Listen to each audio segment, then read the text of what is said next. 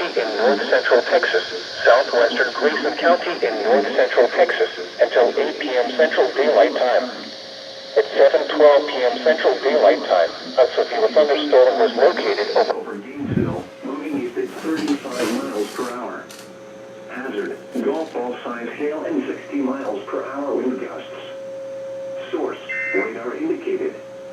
Impact, people and animals outdoors will be injured. Expect hail damage to roofs, siding, windows, and vehicles. Expect wind damage to roofs, siding, and trees.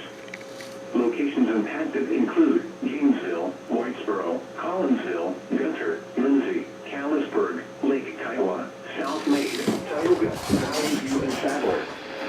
This includes Interstate 35 between mile markers 487 and 501. For your protection, get inside a sturdy structure and stay away from windows. A tornado watch remains in effect until 1 a.m. Central Daylight Time for north central Texas.